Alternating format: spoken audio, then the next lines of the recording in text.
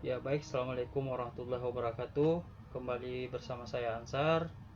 Pembahasan kali ini kita akan berbicara masalah sistem pernapasan. Baik, sebelum masuk pembelajaran, alangkah baiknya kalian berdoa terlebih dahulu supaya ilmunya berkah. Amin. Baik, sistem pernapasan itu sendiri itu ada bagian-bagian tertentu. Yang pertama ada mekanisme pernapasan. Nah, minggu lalu sudah membahas tentang organ-organ pernapasan pada manusia. Nah, sekarang kita akan membahas tentang mekanisme pernapasan. Jadi, mekanisme pernapasan pada manusia itu adalah suatu proses ya. Jadi ada beberapa proses sebetulnya yang dilalui, itu ada fase inspirasi dan fase ekspirasi itu sendiri. Nah, fase inspirasi itu sendiri adalah di mana udara akan masuk ke dalam paru-paru. Nah, bisa dilihat di slide ini. Pada fase inspirasi udara masuk ke dalam paru-paru. Nah, bisa diperhatikan tanda panah tersebut. Jadi dari trakea akan menuju ke paru-paru, baik paru-paru kanan dan paru-paru kiri. Nah, penyebabnya adalah karena tekanan dalam paru-paru itu lebih rendah daripada tekanan di luar paru-paru. Nah, kemudian yang kedua adalah fase ekspirasi. X artinya keluar ya, atau di luar. Nah, pada fase ini atau pada fase inspirasi udara keluar dari paru-paru.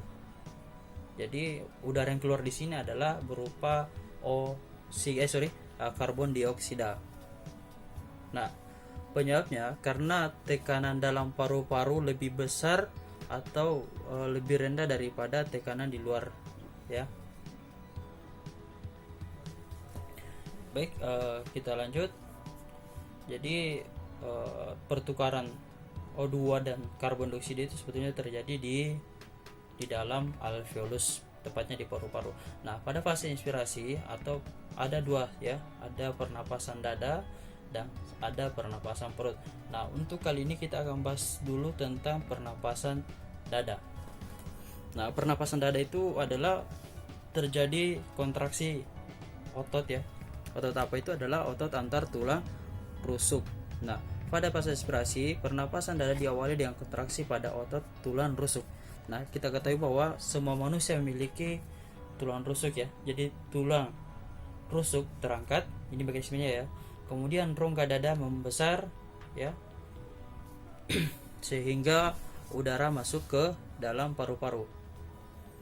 Nah, bisa dibaca di slide juga kalau soal kurang kentara.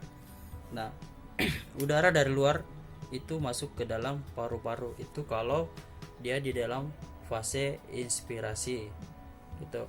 Nah, kemudian fase inspirasi pada pernapasan perut.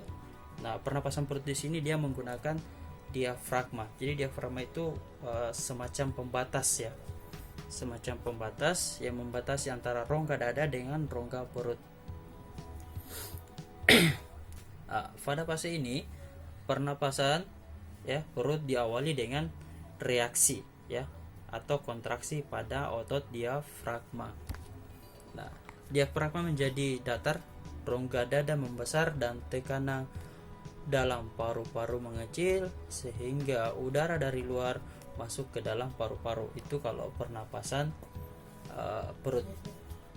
Kemudian ya, yang selanjutnya adalah fase ekspirasi pada pernapasan dada. Nah, pada fase inspirasi ini kebalikan dari fase inspirasi dari pernapasan dada tadi. Yang tadi adalah terjadi suatu kontraksi. Sekarang di sini rongga dada itu akan mengecil atau dengan kata lain tulang rusuk akan menjadi relaksasi ototnya ya, Jadi pernapasan diawali dengan relaksasi atau dalam keadaan santai. Tulang rusuk ya, tulang rusuk itu turun ya, dan menyempit, dada menyempit dan dalam paru-paru membesar. Udara akan keluar dari paru-paru. Itu kalau pernapasan ekspirasi pada dada. Nah, selanjutnya adalah fase ekspirasi pada pernapasan perut ya. Nah, sama tadi dia tetap menggunakan otot diafragma. Namun di sini otot diafragmanya itu dia relaksasi juga. Jadi dia semacam membentuk lengkungan ya. Jadi bisa dilihat di gambar. Jadi dia melengkung seperti kubah ya istilahnya. Diafragma di sini dia mendesak rongga dada, artinya dia menekan ke atas sehingga rongga dada menyempit. Tekanan dalam tekanan dalam paru-paru membesar, udara keluar. Terima kasih.